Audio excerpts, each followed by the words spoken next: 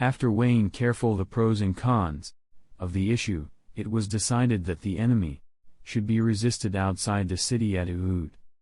Dividing the Islamic army into phalanxes and departure to the battlefield. Ascending the pulpit at the Friday congregational prayer, the Prophet, PBUH, urged the people in his sermon to fight courageously.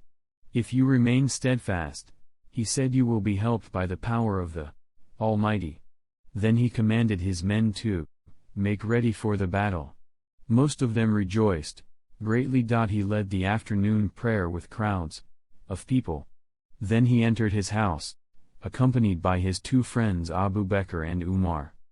They helped him dress and wear his headcloth.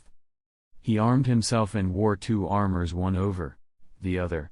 He wore his sword and went out to meet people. People were waiting for him impatiently.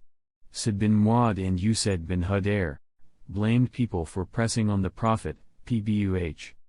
They said, you have forced the messenger of Allah, PBUH, to fight the enemy outside Medina. Therefore they were determined to leave the whole matter to the Prophet, PBUH, and blamed themselves for what they had already done.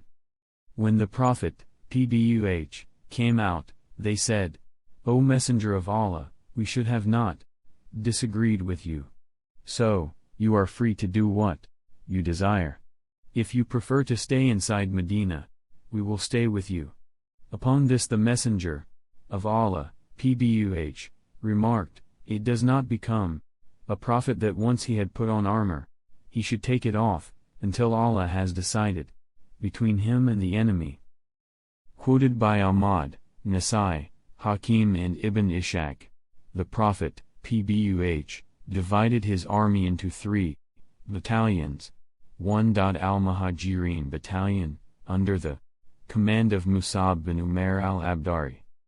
2. Al-Ansari AWS Battalion was commanded by Usaid bin Hudayr. 3. Al-Ansari Khosraj Battalion with Al-Ubab bin al-Muntir to lead it. The army consisted of 1,000 fighters, 100 of them armored, another 50 horsemen. Al-Hada 2,92. He appointed Ibn Maktum to lead the people in prayer in Medina. Departure was announced and the army moved northwards, with the 2 Sads, who were armored, running in front of the army. Upon passing along Al-Wada mountain trail he saw a well-armed battalion, which were detached from the main body of the army. The Prophet, PBUH, inquired who they were, and he was told that they were Jews and were allies of Al-Khosraj. They told him that they wanted to contribute to the fight against the idolaters.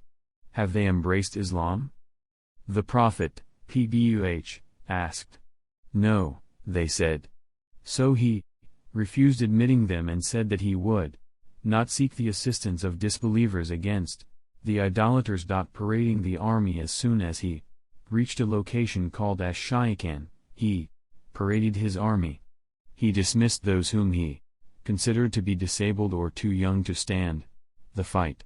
Among them were Abdullah bin Umar bin al-Khattab,